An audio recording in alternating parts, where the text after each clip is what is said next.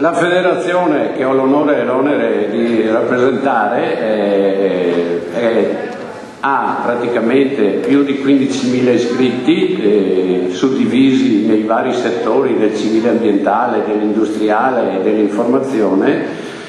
Di questi, diciamo, circa un terzo pratica la libera professione e gli altri sono impiegati all'interno di aziende pubbliche o private. In questo momento diciamo che buona parte, insomma un buon numero dei nostri iscritti è in qualche maniera coinvolto e interessato da questa iniziativa del nostro governo nazionale, cosiddetta Industria 4.0, che prevede, diciamo, degli sconti, passatemi il termine, degli sconti fiscali con il cosiddetto iperammortamento, laddove appunto per poter usufruire dell'iperammortamento le aziende dovrebbero coinvolgere appunto dei professionisti che certifichino attraverso una perizia che il sistema effettivamente è un sistema innovativo e soprattutto, c'è la parola magica, è un sistema connesso. Si va sempre più appunto tra un mondo iperconnesso cosiddetto, nel senso che nell'arco di un decennio dovremmo avere appunto una iperconnessione globale che obbliga appunto le aziende, per stare al passo con il sistema commerciale globale, di innovarsi anche e soprattutto in termini di digitalizzazione. Qui c'è un primo problemino, nel senso che per chi è veneto, insomma, ma non solo per chi è veneto, sa che il nostro sistema di imprese è costituito da aziende medio-piccole con degli imprenditori che oserei dire per buona parte, insomma, sono abituati a gestire l'azienda in prima persona, magari anche, dico io, con delle scarse conoscenze proprio per quanto riguarda il settore della digitalizzazione. E questo è un primo problema. Un secondo problema nasce dall'esigenza che per accompagnare le imprese in questo processo ci siano anche dei professionisti all'altezza e adeguatamente preparati.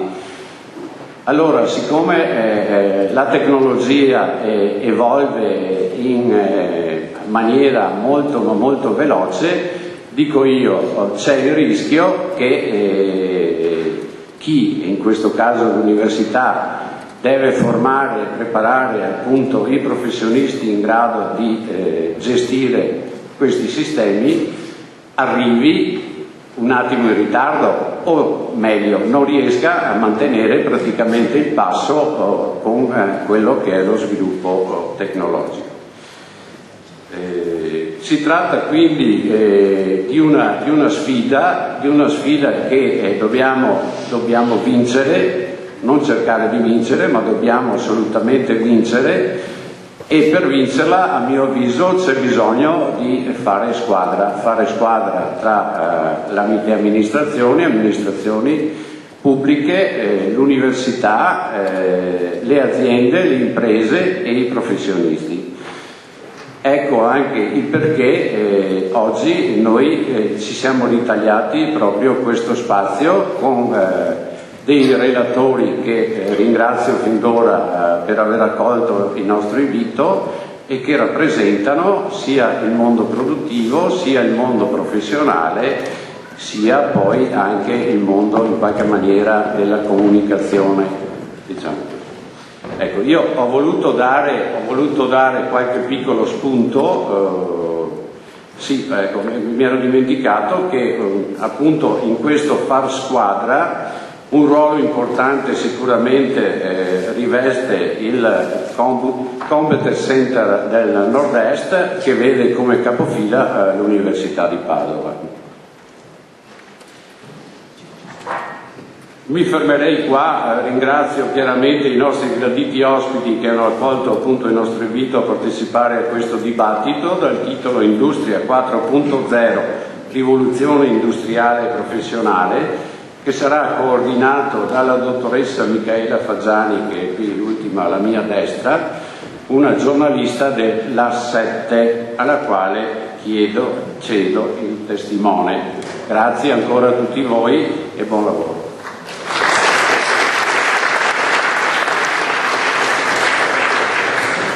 Grazie Presidente, intanto iniziamo con una piccola rivoluzione, nel senso siamo perfettamente in orario, anche perché come avete sentito abbiamo veramente i tempi ristretti. Io non so se riusciremo a farvi fare anche delle domande, perché come vedete sono molti relatori e la carne al fuoco è tanta.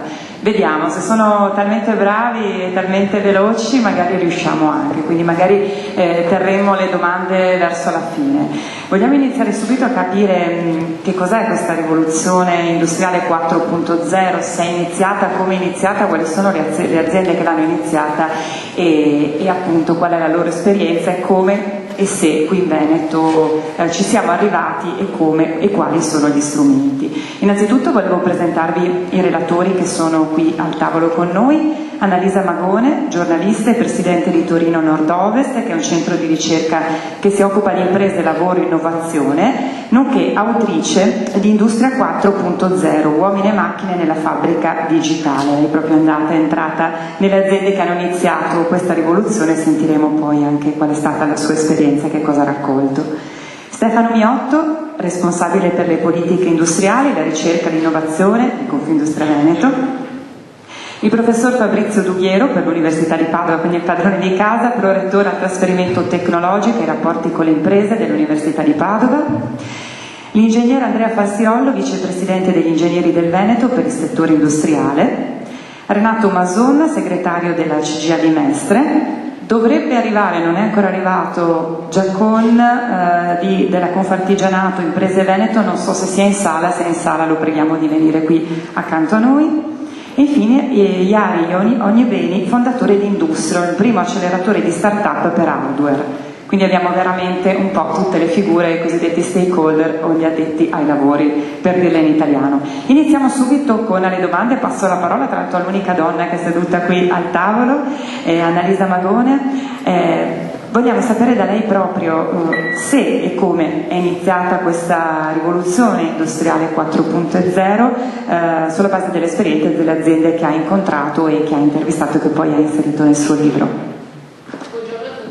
Buongiorno a tutti, grazie davvero molto per l'invito. Sono un po' emozionata perché io di solito questa università la vedo da fuori e invece oggi la vedo verso fuori, quindi questo mi sembra un cambiamento di paradigma che per l'appunto è la formula chiave per capire anche, per parlare anche e discutere seriamente di Industria 4.0.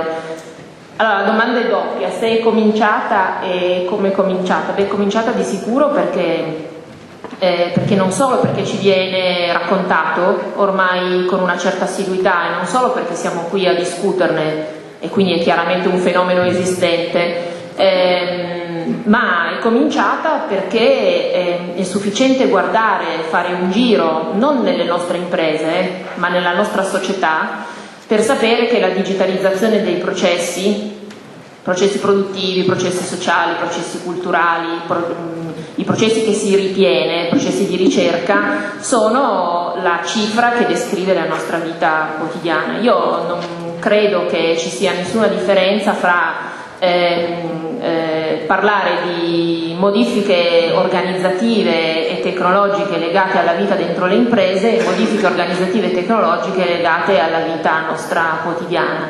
Questo oggetto, giusto per alzata di mano, vorrei che alzasse la mano chi non possiede uno smartphone. Per l'appunto, questo oggetto è un magico oggetto nato per la società, quindi per la società 4.0, che è per noi il veicolo per entrare dentro un modello di comunicazione e non dentro un modello di produzione, e che a un certo punto dalla società è entrato sui luoghi di lavoro. Questo è un cambio importantissimo e fondamentale per l'appunto di paradigma, perché questa è la prima delle rivoluzioni industriali che non dà forma alla società, ma è in realtà la società che sta dando forma al mondo delle fabbriche, al mondo degli uffici, diciamo, ai luoghi in cui si lavora, si svolge un'attività professionale. La caratteristica di questa rivoluzione industriale, fra tutte quelle che ha, è che è in qualche modo guidata da un certo numero di tecnologie abilitanti molto numeroso, e sono diverse centinaia, non sono la mezza dozzina di cui si parla sempre, la stampa 3D, la robotica collaborativa, la realtà aumentata, ce ne sono molte altre. Ma queste tecnologie abilitanti pur diverse, hanno un tratto comune, ci gestiscono tutti la stessa materia. Questa materia è il dato, l'informazione, che è l'elemento di caratterizzazione fondamentale di questo cambiamento. Moltissime imprese, anche italiane, più facilmente se sono imprese italiane ma stanno dentro un gruppo internazionale, oppure multinazionale, oppure se hanno un mercato internazionale, diciamo così, se sono quindi un po' più aperte al confronto che non sia esclusivamente quello dei nostri territori. Moltissime imprese questo meccanismo l'hanno ben inteso e si sono avviate. La rivoluzione 4.0 è una onda che è cominciata, direi forse più di un decennio fa, 15 anni fa, che adesso è arrivata ad un picco tale che ci consente di vederla, di parlarne, ma che non è certamente esaurita, cioè siamo solo all'inizio della trasformazione. Tutto quello che ha da venire è l'oggetto non soltanto della trasformazione delle nostre vite, ma anche delle discussioni intorno a queste trasformazioni. Una domanda: i famosi strumenti, lo smartphone, ma i robot sostituiranno l'uomo in toto? Allora, mettiamola così. Quando io compro il pesce per fare la cena di Natale, perché da noi si mangia il pesce, io ho un'autorità di riferimento che è il pescivendolo. Parimenti, quando io devo capire se è vero o non è vero che le fabbriche saranno talmente intelligenti da mangiarsi il lavoro, ho un'autorità di riferimento che si chiama Bruno Siciliano, che è un professore italiano, che è uno dei 20 forse grandi esperti di robotica del mondo. Il professor Siciliano lavora alla Federico II, devo dirvi in un garage, perché dobbiamo anche dirci che poi queste cose avvengono in posti non proprio, diciamo, sofisticati sul piano estetico. Si occupa, lui con il suo gruppo di ragazzi veramente giovanissimi, si occupa molto della robotica della mano. Ho avuto la fortuna di sentire una sua lezione giusto 2 giorni fa, ci ha fatto vedere moltissime cose che fanno in questo garage per comandare le dita di queste mani robotiche. L'opinione del professor Siciliano è che l'idea della sostituzione dell'uomo sia una sciocchezza, mentre l'idea dell'accoppiamento, dell'accompagnamento sia una realtà che avverrà molto in fretta. Questa è l'opinione sua. L'opinione mia è che io non vedo perché uno dovrebbe preoccuparsi del fatto che un'infermiera che indossi un esoscheletro, cioè un robot indossabile, che l'aiuta a tirare su un malato senza farsi venire l'ernia, debba costituire un problema per il nostro mercato del lavoro, salvo che dentro questo mercato del lavoro non ci mettiamo il chirurgo che opera le ernie, che probabilmente potrebbe avere qualche, diciamo, problema di occupazione del tempo. Non si può, io mi rifiuto in un posto come questo di ragionare sul futuro delle fabbriche e sul futuro del nostro lavoro utilizzando dei modelli anche di visione della fabbrica e del lavoro che sono novecenteschi. Cioè, i robot che noi vediamo sviluppare anche nei nostri centri di ricerca italiani non hanno niente a che vedere con il robot Comau rosso con la pinza di saldatura che sta dentro una gabbia nella linea di produzione e che per inciso ha rubato il lavoro all'operaio già dagli anni '80. Quelli che noi abbiamo davanti e che questa particolare tecnologia, ma vale per tutte, quello che succederà a noi è di entrare dentro una società in cui queste tecnologie diventeranno compagne di strada, compagni di vita. Non c'è nessun problema, non c'è nessuna paura da avere, certamente c'è da occuparsene. Mi tengo la terza domanda per dopo, confidando di avere un secondo giro di domande. Passo la parola a Confindustria Veneto, visto che abbiamo citato le aziende, a Stefano Miotto, proprio per capire. Il Presidente prima diceva effettivamente qui in Veneto sono tante piccole e medie imprese, forse non riescono a reggere la rivoluzione industriale 4.0, qualcuno l'ha già iniziato, abbiamo gli strumenti, dobbiamo metterci in rete, sono sempre queste le domande, ma è da qui poi che bisogna partire. Buon pomeriggio a tutti, innanzitutto. Insomma è una bella domanda. Allora, vorrei ripetere alcune delle cose che ha detto, che sono state dette nell'intervento precedente. Sono moltissime le tecnologie che poi si iscrivono al 4.0, alcune di queste ci sono già, quelle della robotica, se vi fate un giretto su un po' di nostre aziende, anche di 20-30 dipendenti, voi vedete già dei robot che funzionano, quindi in realtà è un processo assolutamente già in atto, non è una cosa che però è altrettanto evidente e scusate, l'altra cosa, è un processo che è anche molto di moda, quindi se ne parla molto, ma ci sono molti aspetti, cioè adesso mentre parliamo di 4.0 non dobbiamo dimenticare che il Veneto, che ha il tasso di imprenditorialità forse più alto del mondo, con un imprenditore su 10 abitanti o una partita IVA, se vogliamo dirlo in un altro modo, su 10 abitanti, è una regione che pur avendo un tasso altissimo di imprenditorialità ha un tasso di investimenti in ricerca e innovazione sul PIL che è indietro di 4 volte e mezzo in meno rispetto al Baden-Württemberg ed è inferiore anche ad alcune delle regioni italiane più sviluppate. Quindi nonostante, e qui questo c'era anche prima che si parlasse del 4.0.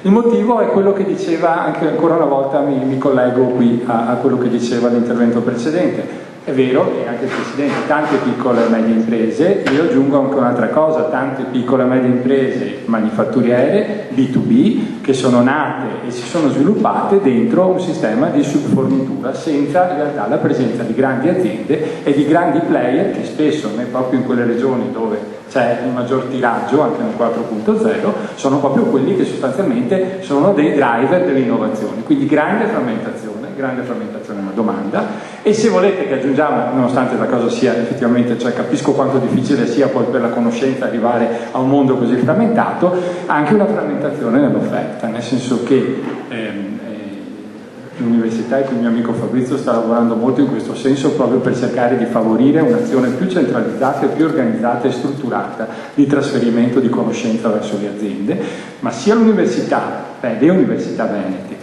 e anche tutti i vari centri di conoscenza che in questi 25 anni si sono provati a fare o a realizzare, parchi tecnologici eccetera, non voglio dire che avevano totalmente fallito la loro missione, ma non hanno avuto l'impatto che si sarebbe voluto. Quindi di fronte a questa frammentazione generale, piccoli player, poi ci sono i grandi gruppi, è vero, però la testa spesso non ce l'hanno qui, non ce l'hanno in questa regione, ce l'hanno da altre parti. Allora di fronte a tutto questo però è anche vero che noi stiamo vedendo moltissimi esempi di aziende che partendo sono iniziate come aziende di subfornitura, ma in qualche modo hanno inserito progressivamente elementi di innovazione, di automazione e adesso anche di digitalizzazione che le fanno già essere sostanzialmente dentro a questo mondo 4.0. Che cos'è che, a mio modo di vedere, non so se è la seconda domanda, ma che cos'è che è necessario? Cioè dobbiamo cercare di fare in modo che non ci sia quello che già succedeva, visto che parlavo prima, che siamo vecchi, quando le aziende si compravano, perché andava molto proprio, aziende molto prodotto, su fornitura vuol dire aziende molto prodotto, poco processo e poco mercato, si compravano una macchina nuova ed era fondamentale, anni 80, anni 90, però dopo non veniva misurato il grado di utilizzo dell'impianto, che forse è un parametro importante quando fai un investimento di questo tipo, no? Allora, lo stesso errore non dovremmo farlo ora. Allora io credo, proprio perché abbiamo una grande dinamicità, un grande tasso di imprenditorialità, ci sia molto bisogno in quest'ambito di creare cultura attraverso esempi concreti. Cioè noi abbiamo bisogno, le imprese hanno bisogno di capire dove tutti i vari pezzi, quanti ha detto le tecnologie, non mi ricordo più il numero di tecnologie, delle 115 tecnologie, c'è bisogno di capire dove ci sono dei living lab, dei posti dove noi possiamo portare le aziende, aiutare le aziende, d'intesa con l'università, con chi ce li ha, soprattutto con l'università ovviamente, portare le aziende a toccare con mano queste cose e lasciare poi a loro la possibilità di, non diamo per scontato che queste cose siano tutte già note alle aziende. C'è un grandissimo bisogno di conoscenza, di esemplificazione, di toccare con mano queste cose per poi poterle portare dentro in azienda. E qui entra tutto il discorso della trasversalità, perché questo non è una cosa di un settore, molto spesso può partire da un settore ed essere estesa all'altro, quindi di fatto qui c'è un grandissimo bisogno di individuare luoghi di accompagnare le aziende e poi di metterci per gli strumenti di accompagnamento che ci sono già. Pensiamo a tutti i fondi che abbiamo nella formazione, il Fondo Sociale Europeo, il Fondo Interprofessionale, benissimo, possiamo erogare con delle pillole dei percorsi che ti portino nei luoghi e poi entrino nella tua azienda come si deve fare per aiutarti a individuare quale sia la ricetta più giusta da applicare nel tuo contesto.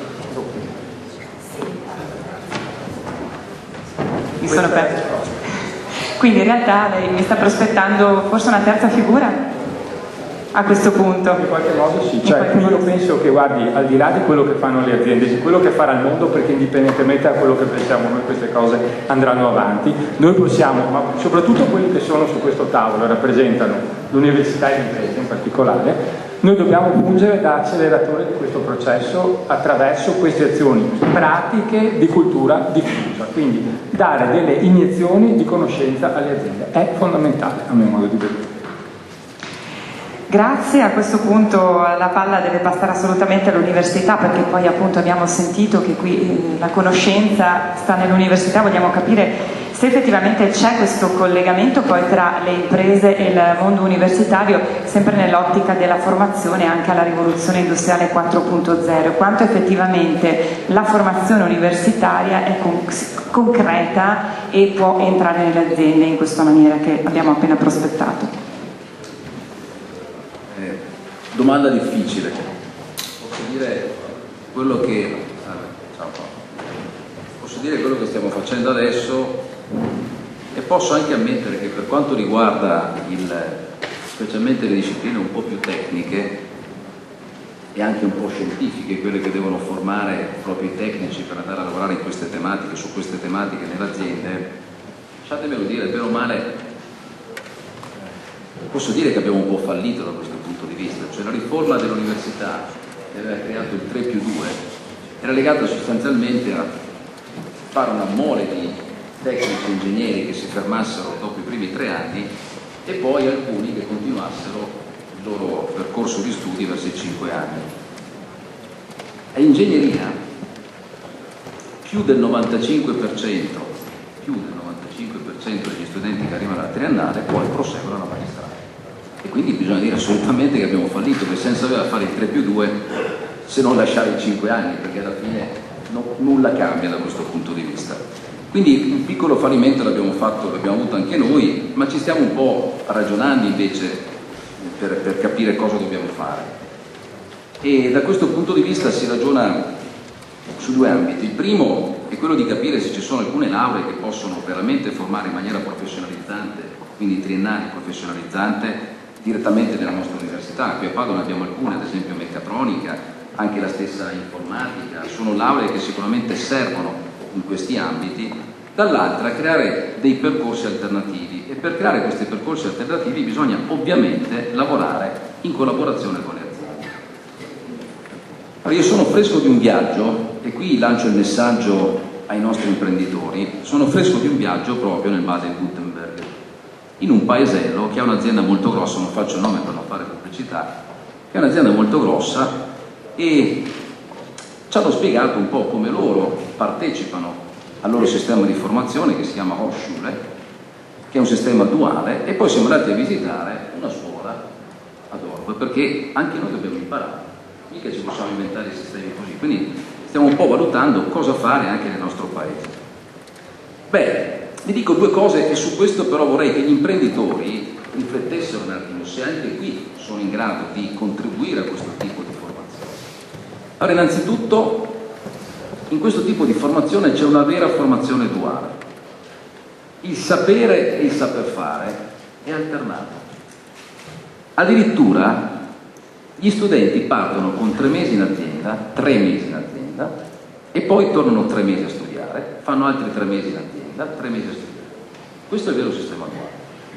Attualmente, che sappia io, anche i nostri ITS, che sono quello che più, diciamo, di pratico si può trovare, sono quelli che formano i tecnici veramente nel nostro territorio, anche per gli ITS si parla di 1 anno e mezzo di formazione frontale e di 6 mesi di tirocinio. Allora, primo aspetto, le aziende sono interessate e sono in grado di ospitare, se cominciamo a ragionare su questa metodologia di insegnamento e di apprendimento, a questo modello, cioè possono veramente partecipare a questo modello? E questa è la prima domanda che faccio e pongo a voi la riflessione, non a noi ci stiamo. Secondo livello, seconda domanda. Gli studenti che partecipano a questi corsi dal primo giorno di corso guadagnano 1.000 euro al mese. Che cosa vuol dire? Vuol dire che le aziende assumono gli studenti, quindi gli studenti sono assunti,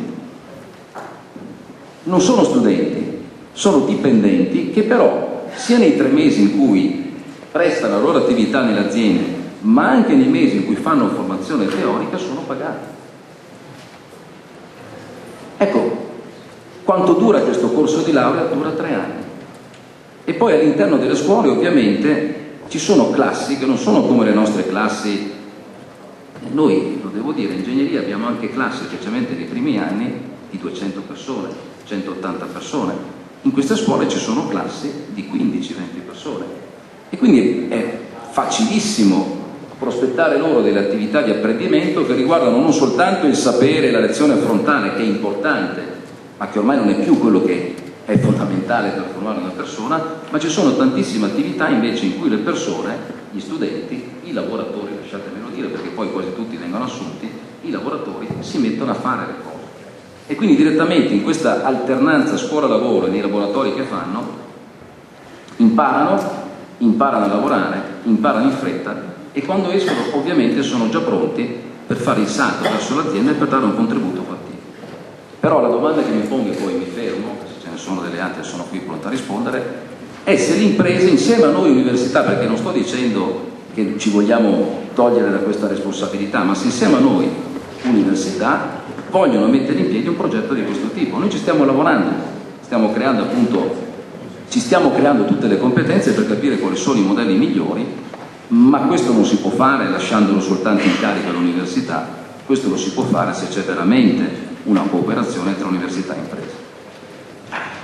Io poi faccio una domanda provocatoria, non so se avremo tempo subito di rispondere, ma chiedo se è un problema solo di finanziamenti e di fondi. E specifico bene la mia domanda. Tempo fa mi è capitato di fare un servizio sulle imprese che non trovano dipendenti. Tutti questi giovani che cercano il lavoro, in realtà un sacco di aziende non trovano giovani. E quali figure cercano? Soprattutto ingegneri. E io sono rimasta un po' così. Cercano però ingegneri specializzati, ossia ingegneri che sappiano fare il loro lavoro. Questo significa però che devono essere formati per fare questo lavoro. La formazione viene solo in azienda. Le aziende, soprattutto quelle piccole, mi si dice, non hanno tempo e forse neanche fondi per fare questa formazione, che solitamente delegano all'esterno. Quindi qui forse è il gatto che si mangia la coda? Lo chiedo a entrambi, visto che avete parlato di questa cosa. Questo è un tema interessante, però c'è anche un problema di fondo che questa regione, tra gli altri, oltre ai piccoli, tutto quello che abbiamo detto prima, è anche la quantità delle diverse specializzazioni che abbiamo. Quindi quando parliamo di avere delle persone specializzate non è molto semplice, considerando tutte le possibili specializzazioni e la distribuzione, riuscire a. Indubbiamente io condivido il fatto che, ma quello che diceva Fabrizio lo condivido, ci debba essere sostanzialmente una maggior presa di coscienza. Dovremmo in qualche modo cercare di, ed è questo è un lavoro anche qui, è culturale ed è lungo ed è difficile, riuscire a far agire una serie di imprese in filiera, una serie di imprese connesse, come se fossero una grande impresa. E guardate, un esempio bello, io ce l'ho davanti e lo vivo ogni giorno perché me ne sto occupando, è quello che sta succedendo qui, proprio qua, a pochi chilometri da qua, nel distretto calzaturiero del Brenta, dove c'è una struttura che si chiama Politecnico Calzaturiero, che è di proprietà al 60% di Confindustria, poi ci sono dentro altri soci istituzionali, e lì passano ogni anno 300 ragazzi che già lavorano, che aderiscono spesso a offerte o di fondo sociale o di garanzia giovani o private e che hanno un obiettivo, quello di imparare sostanzialmente a realizzare scarpe sportive, borse, quindi di fatto c'è proprio un'attività che è post diploma, che assomiglia a quelle che diceva prima Fabrizio, e effettivamente sta funzionando. Quanti ce ne sono di questi posti? Troppo pochi, quindi indubbiamente riuscire ad accorpare, anche perché appunto c'è una dispersione di settori, di ambiti, per cui in un distretto forse è più semplice, però effettivamente questa è una grande esigenza che io condivido. Ecco, io invece volevo dire che non volevo essere frainteso, non è che stiamo dicendo che i nostri laureati non vanno bene per le nostre aziende, anzi, diciamo che le nostre aziende hanno bisogno di due tipi di tecnici, ma anche in Germania è così. C'è l'università, la Hochschule, che fa questo tipo di formazione, c'è l'università per la ricerca e per fare formazione di alto livello. È chiaro però, a mio parere, che anche da questo punto di vista bisogna fare una riflessione, cioè il mondo si sta spostando sempre di più da un mercato del lavoro che è basato sulla conoscenza ad un mercato del lavoro che è basato sulla creatività. E la creatività si fa insegnando molte discipline, ma soprattutto insegnando a risolvere problemi. Quello che noi facciamo all'università è fondamentalmente questo. I nostri studenti laureati hanno probabilmente competenze che sono superiori a quelle che mediamente vengono richieste dalle nostre aziende, però sanno risolvere problemi. E questa è una grande risorsa che abbiamo. Bisognerebbe anche qui, a poco alla volta, che insieme cominciassimo a pensare se le aziende sono in grado di collocare quelle persone che sono in grado di risolvere problemi, che sono in grado di usare la creatività per risolvere i problemi, nelle condizioni ottimali per esprimere queste capacità. Quindi ripeto, l'università deve ovviamente venire incontro alle esigenze contingenti, perché sono contingenti, di creare dei tecnici che siano subito in grado di produrre e produrre bene, ma dall'altra parte non deve perdere quella mission che invece è quella di far progredire il nostro territorio, il nostro tessuto economico produttivo, e la progressione sia soltanto se i nostri talenti vengono formati in questa direzione, risolvere problemi ed essere perfetti. A questo punto entriamo nel mondo degli ingegneri. Volevo passare la parola a Andrea Fassirollo per capire appunto questi ingegneri che escono dall'università poi se sono preparati alla rivoluzione 4.0 e qual è il ruolo proprio degli ingegneri in questa rivoluzione. Sicuramente non posso contraddire il prorettore, quindi giustamente i laureati in ingegneria sono i più preparati ad affrontare l'industria 4.0, anche perché non dobbiamo dimenticarlo, le tecnologie con cui si affronta l'industria 4.0, nessuno penso potrà contraddirmi, principalmente deriva dall'attività di ingegneri, quindi sostanzialmente noi abbiamo un'importanza nell'industria 4.0.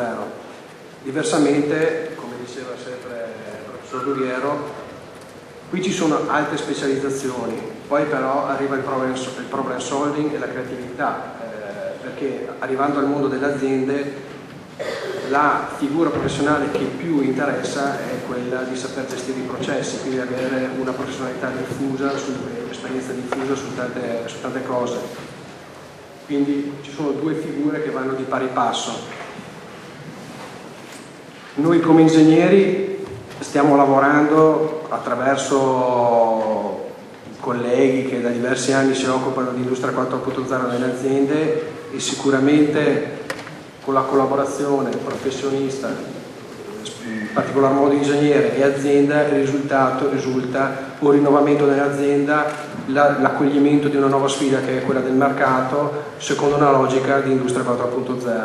Però se vogliamo allargare un po' gli orizzonti e quindi fare un ragionamento anche un po' più critico, poi alla fine dirò quello che avete già sentito dagli altri relatori, però con un taglio da rappresentante della categoria degli ingegneri e un taglio un po' più attuale, perché quando si parla di collaborare con far mettere insieme più aziende per fare una grande impresa, pagare gli studenti 1.000 euro al mese all'interno dell'azienda, presumo che nel breve termine non potrà accadere, però è giusto sognare anche.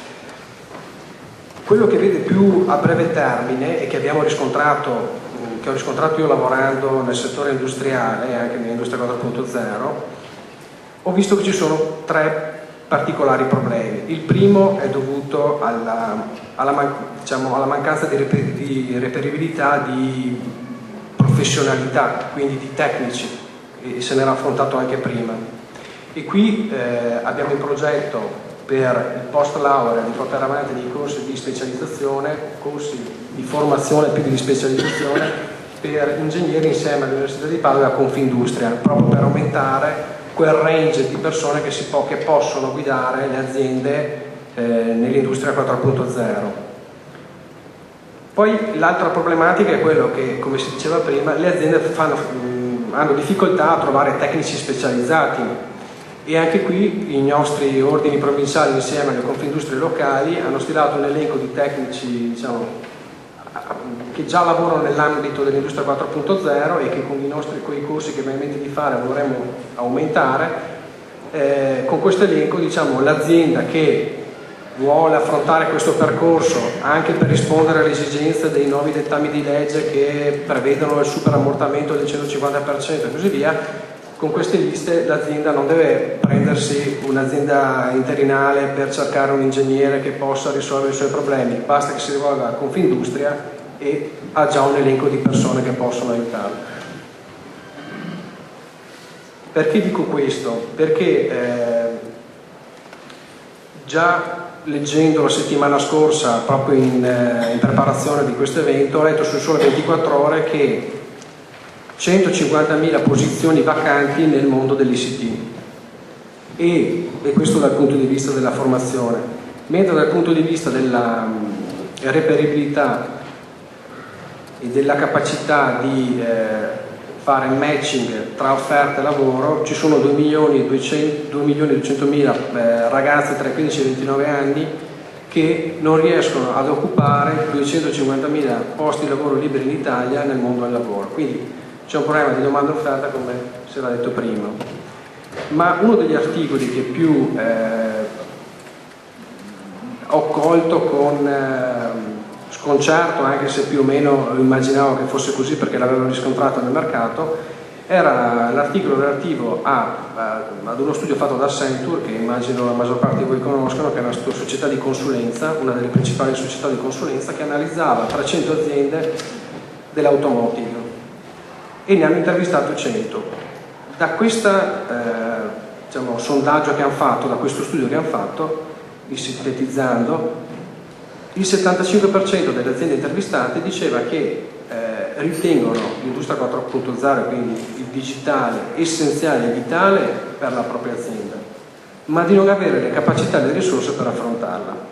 Quindi questo è un problema, e quindi l'elenco che noi stiamo facendo con Confindustria è un tamponare il problema, però è chiaramente l'università e il sistema educativo che deve pensare ad ammodernarsi e a non sfornare più fresatori o tornitori, ma pensare di fornire competenze un po' più alte come programmatori o almeno non solo tornitori e fresatori, ma anche programmatori e elettronici.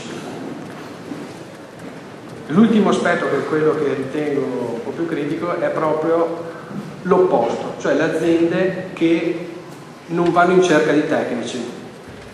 Allora, il superammortamento al 250% è sicuramente una cosa utile, che darà spinta all'innovazione, allo smart factory, all'industria 4.0, chiamatela come volete, però rischia di passare come una rivoluzione solo tecnologica, cioè il passaggio da una macchina all'altra. Questo era il mondo delle rivoluzioni industriali precedenti. La rivoluzione 4.0 è l'unica rivoluzione che non riguarda solo il mondo della produzione, riguarda un po' tutti gli aspetti, anche quelli della società, come ha detto prima la dottoressa Magone. Quindi dobbiamo pensare che se ci concentriamo solo sull'aspetto produzione, forse facciamo una rivoluzione a metà. Dobbiamo pensare ad aggiungere un altro pezzo.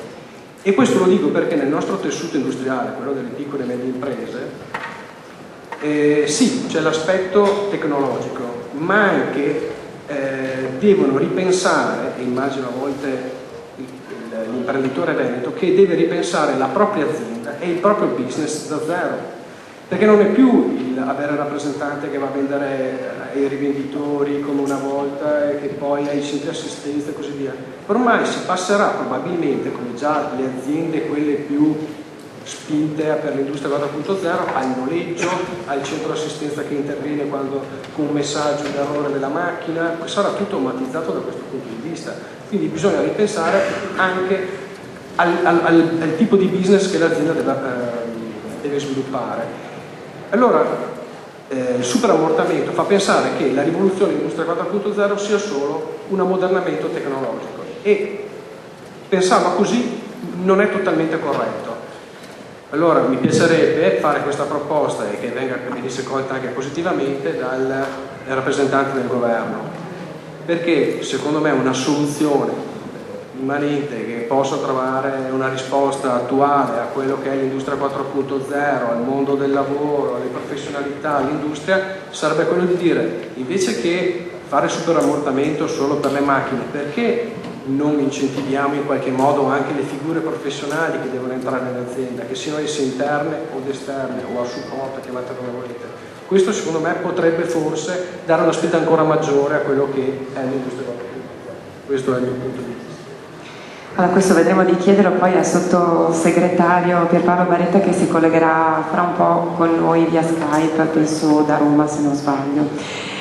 A proposito, da due temi, e passo subito la parola a Renato Mazzone, segretario della CGIA di Mestre. Quello appunto di questa rivoluzione 4.0, che a questo punto è una rivoluzione copernicana a tutti gli effetti dell'azienda, che non riguarda solo le macchine, e il fatto poi, al di là dell'università che sforna studenti, anche della scelta che a monte devono fare gli studenti, che forse deve essere indirizzata, cioè non andiamo a fare tutti gli ingegneri perché forse c'è bisogno di qualcos'altro, giusto per dirla in maniera molto semplice. Quindi le chiedo queste due cose, se e come si possono conciliare. Grazie, nel tempo dovuto mi faccia un segno quando sto sforando. Faccio 2 o 3 considerazioni iniziali a modo di slogan, perché bisogna far presto e dovete avere diritto. La prima è industria 4.0 a me non piace, a me piace impresa 4.0, che non c'è solo l'industria, come dire, statisticamente individuata, o è un problema dell'impresa oppure è un problema molto parziale. Prima considerazione. Seconda considerazione, impresa 4.0 o si inserisce, ha ragione l'ingegnere che mi ha appena anticipato, o si inserisce in una società 4.0 o non andiamo da nessuna parte. Faccio 2 esempi, 3 concreti. Primo, impresa 4.0 deve inserirsi in questa innovazione importante. Portiamo un esempio sul campo dei rapporti di lavoro. 785 contratti depositati al CNEL, contratti di lavoro nazionali o territoriali. 780 contratti. Ma dove vogliamo andare? Impossibilità pressoché drastica nel utilizzare il dipendente, il lavoratore intelligente fuori degli schemi precostituiti dei livelli previsti dal contratto. Dove vogliamo andare? Ma tu hai poco da parlare di impresa 4.0 in queste condizioni. Andiamo oltre anche nel discorso che faceva prima il prorettore. Ma sapete l'alternanza scuola-lavoro dove sta sbattendo il naso all'inizio, quando stiamo cominciando a parlare, a progettare, a passare dall'enunciazione a passare a un progetto concreto? Sbatte il naso sull'INAIL, su chi paga l'assicurazione contro gli infortuni, sulle assicurazioni che non accettano di fare la polizza aggiuntiva alla polizza INAIL. Su questo sbattiamo il naso. Allora, hai poco da dire impresa 4.0 se tu non cambi la società, se tu non cambi società 4.0. Portati 2 esempi, di cui uno è quello che mi stava dicendo. Anche la scuola, a tutti i livelli, l'università abbiamo sentito prima, io posso portare qualche altro esempio, anche la scuola deve adeguarsi, diventare una scuola 4.0, soprattutto sulla formazione professionale, tecnico-professionale. Proposta provocatoria: perché non prendiamo gli insegnanti e li mandiamo questi 3 mesi all'anno o 4 mesi all'anno o in modo con alternanza nell'industria, nell'impresa? Perché questi poi sono quelli che vanno a insegnare, sapete? Ma cosa volete che insegni un insegnante che ha 36 anni e sta per andare in pensione, mancano ancora 10 anni, andare in pensione stanco, ripetitivo, sempre le solite cose agli studenti? Ma cosa volete che insegni? Ma poverino, è da prendere e mettere in una, noi venti diciamo in una soasa, e anche accarezzarlo, non può fare di più. Allora, scusate questi esempi banali, non voglio banalizzare la cosa che mi è importante. Allora, cominciamo a ragionare che impresa 4.0 o è inserita in questo contesto non va da nessuna parte.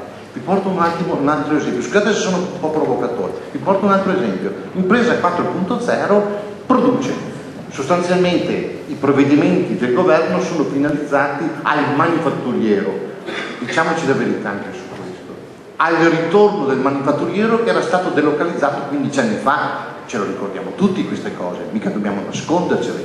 Magari hanno avuto contributo pubblico per delocalizzare e magari adesso avranno contributo pubblico per ritornare. Non si gioca in questo modo, ragazzi. Qui ci prendiamo in giro. Allora, i provvedimenti riguardano l'industria, riguardano l'impresa. Benissimo, buon procefaccia, un aiuto non è mai da eliminare, da mettere in un angolo. Ma poi, si diceva una volta, quando il prodotto esce dal cancello dell'azienda, dove va? Perché se parliamo di manifatturiero vuol dire trasporti, se parliamo di trasporti vuol dire infrastrutture, se parliamo di infrastrutture vuol dire investimenti. Dove va questo prodotto che magari l'impresa è in grado, magari anche con la formazione completa del lavoratore, non solo manuale ma anche culturalmente completa, dove va? Dove andiamo dopo? Treviso-Vicenza sono 50 km, non meno di 1 ora e 45, 2 ore e un quarto ti mette il trasportatore per trasportare il camion. Dove andiamo a farci male? Allora, ho fatto delle provocazioni per dire che o si inserisce in una società 4.0 o andiamo da nessuna parte. Sulla scuola vi ho detto, ma ne cito un altro perché me l'aveva suggerito prima e poi taccio. L'ho detto prima, credito. Noi veneti siamo particolarmente vocati a parlare di questo. Attenti però. La banca è un'impresa che raccoglie denaro, compra denaro, vende denaro. Ovviamente le spese di gestione ci sono dentro tutte. E fin qua uno dice, beh, è una cosa normale, nessuna novità. Ma noi pensiamo che con la caduta degli investimenti che abbiamo qui nel Veneto, noi del CDA siamo particolarmente, attenti a questi fenomeni, con la caduta degli investimenti che abbiamo qui, con la caduta di credito terribile, oltre al 25% che abbiamo da 4-5 anni, dal 2011 al 2016, dove volete che andiamo? E perché cade il credito in modo così clamoroso? Perché non ci sono richieste di credito? No. Perché si entra nel merito della richiesta di credito. Giustamente nel merito si valuta l'investimento che viene proposto per ottenere del denaro. Giustamente. Ma sapete quali sono i criteri che adottiamo? Non 4.0, 0.0. Siamo un po' arretrati. Allora, per questo dico, o noi facciamo questi salti culturali tutti insieme, o non andiamo da nessuna parte. Mi riservo poi qualche altra considerazione. La prossima volta dobbiamo invitare anche le banche, allora a questo punto gli insegnanti, così facciamo un tavolo ancora con più relatori. Detto questo, giustamente si è detto che la rivoluzione 4.0 non riguarda solo le industrie, ma anche le imprese a tutto campo. Per questo voglio passare la parola all'ingegner Paolo Giaccon, al posto oggi di Roberto Boschetto, vicepresidente di Camera di Confartigianato, per capire appunto se in questa rivoluzione anche le imprese artigiane ne fanno parte, come ne fanno parte, perché hanno meno forza delle industrie nel vero senso della parola, però possono entrare in questa rivoluzione, e come.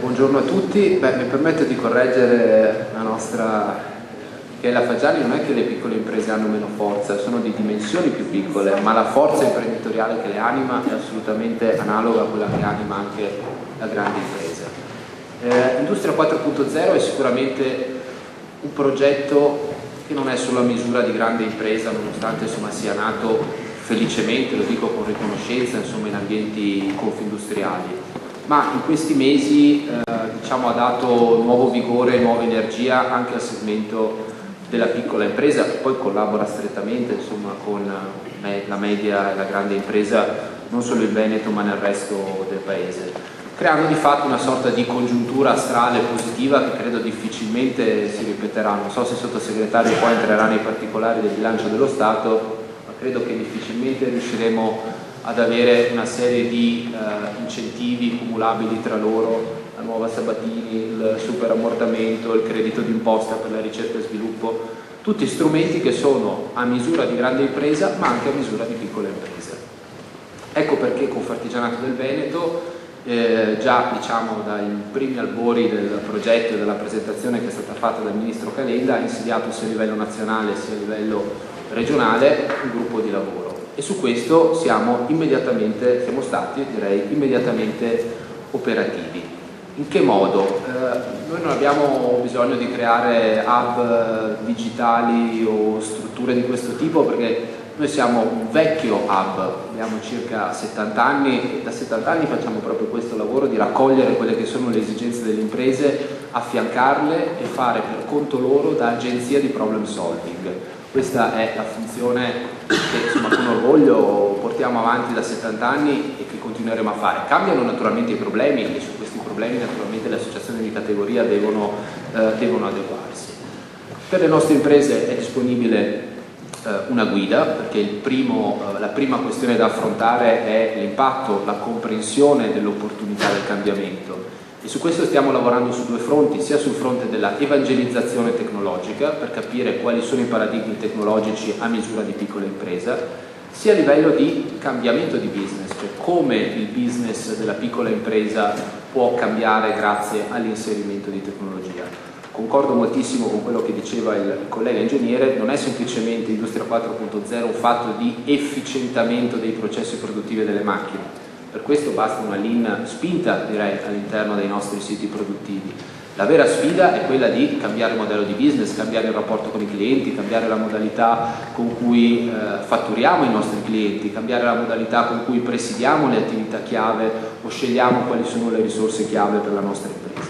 Ecco, su tutto questo quindi stiamo lavorando con questa, diciamo, capacità di essere hub naturale per le imprese, garantendo anche in collaborazione con Confindustria, con le associazioni dei professionisti e con l'università, l'accesso ad una serie di competenze che in questo momento le piccole imprese non hanno. O meglio, chiedo scusa, ma purtroppo sono un soggetto allergico, c'è un po' di polvere in questa sala, è antica. Ha più di 70 anni.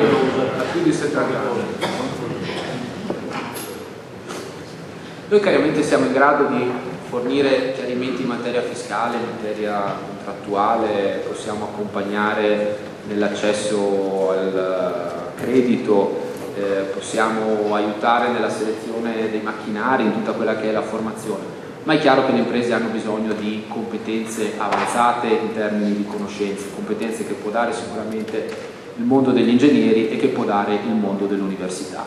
La nostra sfida è quella di far fare un salto di qualità alle imprese, ma non perché è il nostro slogan, perché lo vogliamo noi, ma perché ce lo chiedono quotidianamente le imprese. In questi giorni in particolare ci stanno arrivando una serie di preventivi che le nostre aziende stanno ricevendo, sono state negli ultimi 2 o 3 mesi bombardati dai loro fornitori, in particolar modo di macchinari e software, i quali inviano un pacchetto già completo. Il pacchetto è così composto: acquista il macchinario Y per la tua azienda, questo macchinario soddisfa pienamente i requisiti della normativa e in più noi ti offriamo anche la formazione per l'utilizzo del macchinario. Questa è una modalità su cui le imprese ci stanno chiedendo assistenza, supporto, per cui diciamo che siamo passati dal livello curiosità, che cosa sono queste tecnologie, come funzionano, a livello di un imprenditore che decide di investire centinaia di migliaia di euro. Peraltro l'altra cosa che ci sentiamo molto spesso dire è questa: erano 2 o 3 anni che avevo identificato quel macchinario, quella famiglia di macchinari da investire, finalmente questo è il momento giusto in cui mi sono convinto a fare l'investimento. Ecco che noi ci affianchiamo a loro, naturalmente li incoraggiamo, perché un investimento a lungo termine che fa un imprenditore è un atto vitale non solo per la stessa impresa ma in generale per l'economia del territorio. E quindi cerchiamo anche di risolvere quelli che sono i nuovi problemi: richiesta di nuove tecnologie, valutazioni relative ai macchinari e agli investimenti, comunicazione digitale, perché la piccola impresa molto spesso è stata l'ultima ad arrivare nella trasformazione della comunicazione digitale, con una richiesta che è davvero crescente. Peraltro, e chiudo per poi lasciare la parola ai colleghi, con richieste di assistenza e di supporto che non arrivano esclusivamente da settori come quelli della domotica, della metalmeccanica, della manifattura tradizionale, ma anche in settori come quelli della trasformazione alimentare oppure degli odontotecnici. Abbiamo una serie di richieste di aziende che vogliono cambiare. Il segnale è assolutamente incoraggiante, credo, per il nostro territorio e per la nostra economia. Chiudo solamente con un flash che è questo. Dei 4 grandi pilastri del piano Calenda, attualmente, forse l'avrete già detto mentre non c'ero, è scoperto un pilastro, che è quello della formazione, di cui abbiamo parlato. Su questo è assolutamente necessario, come Confartigianato lo stiamo portando avanti sia a livello veneto sia a livello nazionale, che le promesse che erano state fatte per sostenere non tanto il competence center, ma quanto la formazione professionale e l'alternanza scuola-lavoro vengano onorate, altrimenti il progetto Zoppo rischia di non portare i risultati che ci attendiamo. Grazie.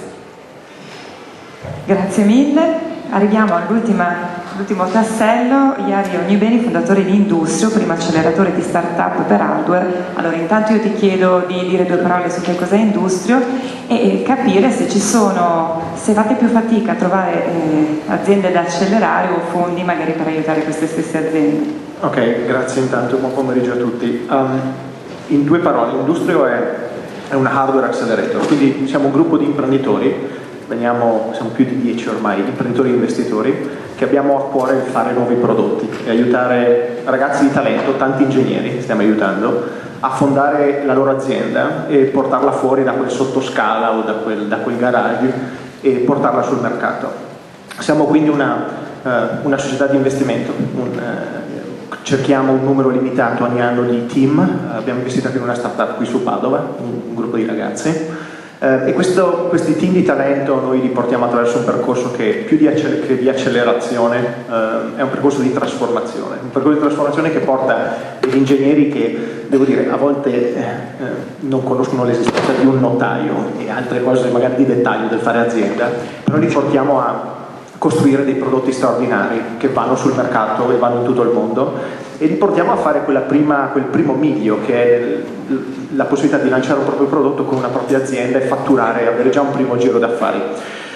Lo facciamo con un modello, mi è piaciuto, i temi che sono stati toccati da chi mi ha preceduto oggi parlano tantissimo del nostro modello. Il nostro modello è un modello che non andiamo a investire in maniera standard su team che scegliamo in maniera casuale, ma andiamo a scegliere aziende, team che diventeranno aziende che lavorano su tematiche forti del Made in Italy. La prima cosa che mi domando quando parlo con dei team, con le persone che ci propongono un loro progetto, è la seguente: mi domando se questo prodotto può fare la differenza se parte dall'Italia. Okay? Quindi cerchiamo di investire dove siamo bravi, dall'automazione e la robotica, passando per le tecnologie dell'agricoltura, del food, beverage, fino all'automotive. E in questa scelta, quindi di team e di persone che vogliono e hanno una sfida e vogliono cambiare lo status quo di un'industria con un loro prodotto, gli diamo un po' di capitale, fondiamo insieme a loro l'azienda dove acquisiamo una partecipazione e li portiamo a connettersi con un network di aziende. Lo chiamiamo la nostra fabbrica distribuita. Noi come azienda non abbiamo acquistato un euro di tecnologia, di macchinari, ma stiamo andando a utilizzare i parchi tecnologici, stiamo dando i laboratori. E quindi in questa fabbrica distribuita noi andiamo a connettere ragazzi di talento che diventano start-up con il meglio della tecnologia e dell'infrastruttura industriale che oggi è presente nei nostri territori, con più di 70 aziende che sono nostri partner. Quindi, arrivando un po' alla domanda, quello che noi facciamo è difficile, nel senso, sulla domanda se è più facile trovare progetti o le risorse sono poche. Se pensiamo che in Italia siamo fanalino di coda, non solo in Europa ma credo a livello internazionale, in quello che riguarda gli investimenti di rischio in aziende tecnologiche, in start-up tecnologiche. Dall'altra però possiamo contare senz'altro su quello che è un network di persone di talento e di start-up. Ne approfitto per chiederti dalla tua esperienza se effettivamente questa rivoluzione 4.0 c'è o cosa manca. Ok, allora richiamiamo all'ordine, ragazzi, tutto bene? Ok. Rivoluzione Industria 4.0, devo dire che diverse delle nostre aziende dove noi abbiamo investito, team che lavorano sull'Industria 4.0 ci lavorano ormai da diversi anni, abbiamo investito in aziende che sostanzialmente mettono insieme quello che è la digital manufacturing, quindi tutta la capacità della produrre e prototipare in maniera rapida, quindi abbiamo investito in società che svilupano stampanti 3D e tecnologie di produzione rapida. Abbiamo investito in società che lavorano sull'intelligence dei dati, quindi dati a livello di processo industriale, come da quei processi, dall'analisi di quei processi si può capire come produrre meglio un prodotto con meno costi in maniera più rapida. Abbiamo poi investito in startup che lavorano su nuovi materiali, nuovi concetti di realizzare dei prodotti. Quindi nel lato nostro noi sono già 3 anni abbondanti che lavoriamo su iniziative e prodotti dell'industria 4.0 che parlano di industria 4.0 ma che vanno a nutrire l'industria 4.0. E credo che la sfida più grande e la sfida che porto, diciamo, alle nostre aziende è quella di connettere aziende più strutturate, quindi PMI o industrie, ad abbracciare maggiormente il cambiamento utilizzando prodotti e soluzioni che vengono sviluppate magari da un team di qualche persona e di qualche ingegnere che però ha la possibilità di fare e di cambiare radicalmente l'accesso di grandi aziende o delle nostre piccole e medie aziende a quello che è l'industria 4.0. Quindi, naturalmente, ci stiamo già lavorando da tempo, abbiamo sviluppato delle soluzioni che parlano di industria 4.0 e aiutano aziende ad abbracciare l'industria 4.0. Ci puoi fare un esempio? Prego. Sì, una delle startup sta andando molto bene nostra, è uno spin-off del Politecnico di Milano, si chiama Nova Labs, partito da un gruppo che ormai è diventato di 4 ingegneri laureati in robotica, PhD in robotica, e sviluppano sostanzialmente delle piccole schede elettroniche che vengono utilizzate per rendere intelligente e autonomi oggetti semoventi, processi industriali e macchinari, e da una piccola startup che è spin-off del Politecnico di Milano oggi serve e ha nel proprio parco clienti alcune delle più grandi multinazionali, dalle macchine movimento terra fino a tecnologie per la produzione di medicinali, e quindi da un piccolo gruppo di studenti con una grande idea noi li abbiamo aiutati sostanzialmente a fare il primo miglio e farsi vedere, farsi notare con un prodotto di qualità molto italiano e quindi a risolvere il problema dell'industria 4.0. Grazie, scusaci per i dettagli tecnici e un po' di confusione che c'è stata, ma movimentato, si sono svegliati un po' verso la fine. Allora, noi abbiamo anche il sottosegretario collegato che salutiamo, non so se ci sente, Pierpaolo Baretta, sottosegretario all'economia e alle finanze, io non so se ci sente. Nel frattempo approfitto, visto che siamo stati abbastanza bravi, se qualcuno di voi ha una domanda, ovviamente deve essere veloce, rapida e indolore, come si dice. Adesso mai più. Prego. Vuoi venire, se vuoi venire qui un attimo? Ok, mi chiamo Luca, sono un dottorato dell'Università di Padova. Ingegneria, sì. Sono arrivato in ritardo, quindi scusatemi se la mia domanda è un po' lunga, ma non ho mai sentito il termine dottorato o dottorato di ricerca in tutta questa discussione di innovazione. Serve fare il dottorato, la traduco in termini molto concreti, in tutta questa rivoluzione 4.0. Questi poveretti che studiano tanto tempo. Non sono poveretti, sono ricchissimi, perché hanno studiato e la conoscenza e la competenza non gliela porta via nessuno. Ma sono fondamentali i dottorandi e i dottorati di ricerca in questo contesto. È chiaro che se le nostre aziende fanno fatica ad assorbire i laureati magistrali, fanno maggiormente fatica ad assorbire i dottorandi, i dottori industriali. Si sta facendo qualcosa da questo punto di vista con l'alto apprendistato, anche nel dottorato di ricerca, che prevede appunto che le aziende possano assumere i dottorati in azienda.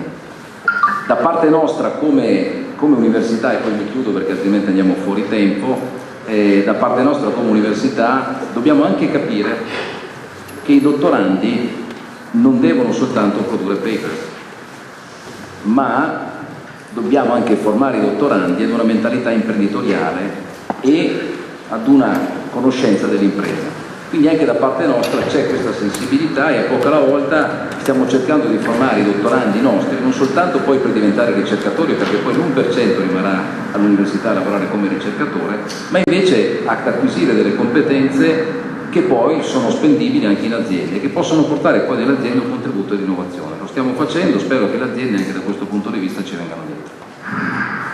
Allora, dobbiamo risconnetterci e riconnetterci con il sottosegretario. Nel frattempo, appunto, chiedo sempre se c'è qualche altra domanda oltre a quella del dottorato tra pubblico.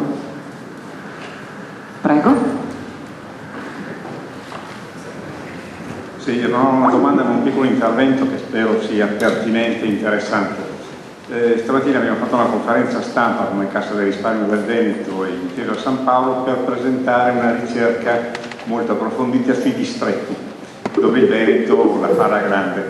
Ed è stato fatto un approfondimento sull'industria vicentina proprio in chiave di industria 4.0, perché qui si è parlato molto del lato domanda, cioè sono i nostri pronti a recepire le novità, a chiederle, a cambiare i paradigmi interni. Non ci siamo interrogati sull'offerta. Ricordo che l'Italia ha un brutto capitolo alle spalle con l'energia fotovoltaica. Siamo stati bravissimi a dare incentivi molto forti all'industria fotovoltaica per poi accorgerci che stavamo finanziando la Spagna, la Germania e la Cina, perché non producevamo all'interno pannelli fotovoltaici. Ecco, allora la risposta rassicurante è che invece l'industria vicentina sta già producendo, e questo è un buon campione rappresentativo dell'industria metalmeccanica veneta e nazionale. Quindi in questo campo possiamo effettivamente pensare che siamo pronti anche a produrre, non solo a impiegare, ma anche a produrre le macchine dell'industria 4.0. Grazie professor Moraro. Chi vuole rispondere? Comunque sono tutti d'accordo. Qualche altra domanda nel frattempo finché la tecnologia ci aiuta o forse non ci aiuta? Vedi, c'è il problema dell'uomo. Non ci risponde perché anche i sottosegretari hanno bisogno di una persona, quindi il famoso trade union che unisca. Ce la facciamo? Forse sì. C'è qualcun altro che vuole fare domande? Altrimenti chiedo ai nostri relatori se vogliono specificare qualcosa su quello che abbiamo detto, su qualcosa di cui non abbiamo parlato. La nostra, forse. Si vuole sapere qualcosa in più sul Competence Center? Competence Center l'abbiamo citato ma non ne abbiamo parlato. Parlano di investimenti, di credito d'imposta eccetera, però ci dimentichiamo dei Competence Center che dal governo, e quindi magari mi riallaccio anche poi all'intervento di Baretta, è proprio la misura che manca nell'ambito del piano Calenda. Quindi io spero che il governo presto metta a disposizione questi bandi, questi finanziamenti anche per i Competence Center. Noi siamo pronti e veniteci a sentire domani e dopodomani, vi racconteremo anche cosa siamo pronti a fare. Ci dice anche quando, così magari qualcuno se lo segna? Domani pomeriggio alle 3 ci sarà un primo incontro in cui le 4 università rappresenteranno il Competence Center delle 3 regioni del Triveneto. E poi sabato mattina ci sarà un incontro con il magnifico rettore Rizzuto, il rettore Toni dell'Università di Udine, Alberto Bombassei di Brembo e Alberto Vacchi di IMA, che daranno il loro contributo a questo intervento. Eccoci qua, dovremmo esserci. Sottosegretario Pierpaolo Baretta, ci sente innanzitutto? Sì, buongiorno. Perfetto. Le saranno fischiate le orecchie perché l'abbiamo citata, è stato citato più volte il governo per capire appunto se il governo è pronto, che cosa manca e che cosa le aziende, l'università si possono aspettare da questo piano nazionale Industria 4.0. Si è parlato molto di formazione oltre che di finanziamenti per questa rivoluzione. Tanto buongiorno a tutti. Mi spiace non essere fisicamente con voi, ma ho voluto comunque essere anche in questo modo virtuale per poter partecipare. Ma l'obiettivo è molto ambizioso che ci siamo posti come governo, e mi pare riconosciuto anche dal sistema delle imprese, è quello in un momento in cui l'economia è in una ripresa certa ma lenta, troppo lenta, imprimere un impulso partendo dal tessuto economico industriale in senso lato. Direi che forse sarebbe addirittura meglio parlare di impresa 4.0, nel senso che c'è una accezione di tutto ciò che è attività economica. Ripeto, l'obiettivo è ambizioso perché noi pensiamo che attraverso questo strumento, che è un'agevolazione fiscale robusta, perché a quella precedente si aggiunge, per arrivare a un totale importante di riduzione delle tasse, con l'obiettivo della innovazione. dell'innovazione tecnologica dell'impresa per renderla più competitiva e più adeguata alle esigenze del mercato contemporaneo. La cosa che voglio sottolineare, perché è molto importante e non sempre ben percepita dal punto di vista fiscale, è che questa agevolazione si cumula ad altre, non è in alternativa, cioè questa si somma a Sabatini, si somma al Patent Box, si somma all'ACE, cioè tutte le altre agevolazioni che le imprese hanno finalizzate all'obiettivo innovazione non sono sostituite da questa si aggiunge e sono cumulabili.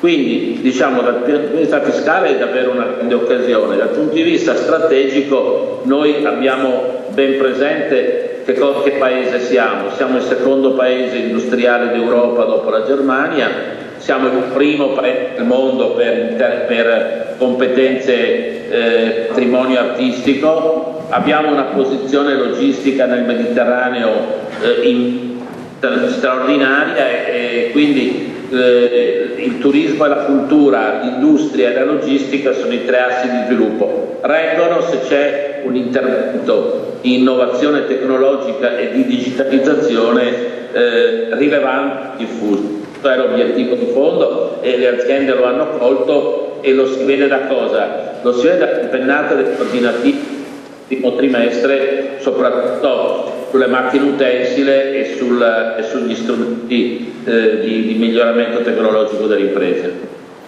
Sottosegretario, che cosa deve ammettere ancora appunto il legislatore in materia di industria 4.0? Che cosa manca secondo lei e su cui si può ancora lavorare?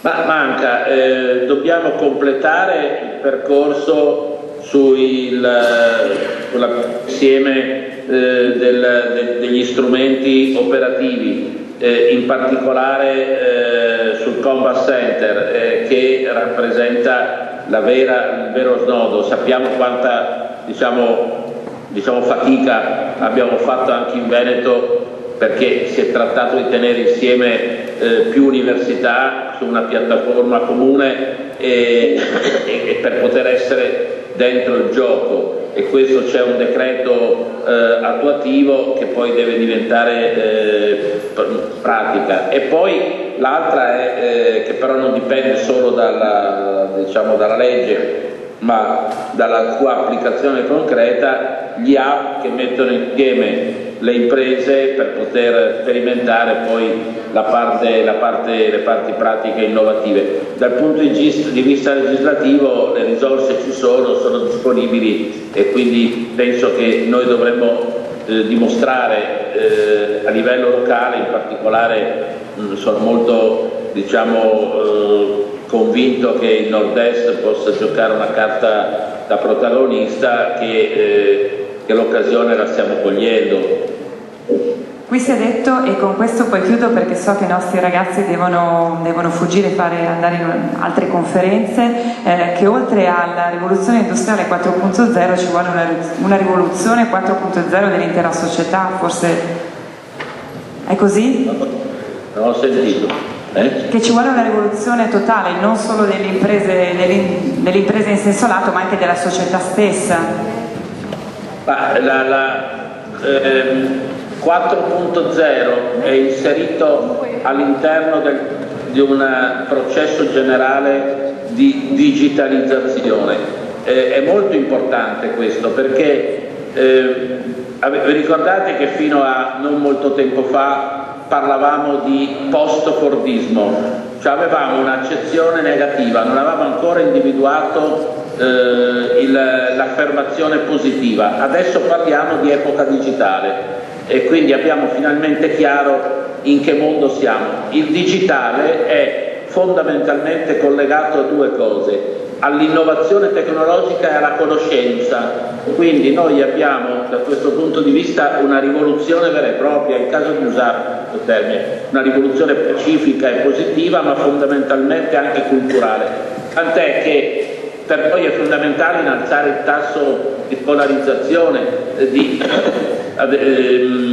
di lauree. Io recentemente ad un incontro nazionale dei dottori commercialisti ho proposto di lavorare di considerare gli anni universitari come il primo pezzo dell'attività lavorativa, il principio dell'alternanza scuola-lavoro portato ancora avanti. Sappiamo oggi ad esempio che il riscatto della laurea costa un sacco di soldi, perché non pensare per i nostri giovani che è una sorta di fiscalizzazione che incentivi ad andare all'università, oltre alle borse di studio, ma considerando già che hanno un contributo confidenziale, la pensione inizia non dal giorno in cui lavoro, perché dal giorno in cui studio, almeno all'università, è come se lavorassi, perché sono dentro un meccanismo che mi prepara e che mi aiuta a migliorare non solo me stesso ma anche la società nella quale opero. Quindi diciamo che la rivoluzione deve essere una rivoluzione completa di tipo globale. Quello che voglio sottolineare questo aspetto è che in questa rivoluzione, quando noi parliamo di informatica, di digitalizzazione, spesso rischiamo di sottovalutare che una delle caratteristiche della condizione moderna, e l'ho accennato dicendo conoscenza, è il ruolo della persona. Proprio per questo non è più post-fordismo, cioè la persona nella sua, diciamo, personalità ha un ruolo protagonista nei nuovi processi produttivi, e quindi l'idea della rivoluzione culturale è accompagnata anche ad un'idea della valorizzazione delle soggettività. Grazie mille, allora noi la ringraziamo per essersi collegato con noi, le lasciamo alle sue attività. Grazie mille intanto e buon lavoro naturalmente. E diciamo che alla fine di tutto è vero, abbiamo parlato di rivoluzione, ma come diceva il sottosegretario è sempre la persona, la creatività che si citava prima che poi dà forse quel valore aggiunto. Io devo ringraziare tutti i nostri relatori, mi dispiace che avete potuto parlare poco, ma insomma abbiamo lasciato almeno insieme ai ragazzi non solo, e buon pomeriggio a tutti.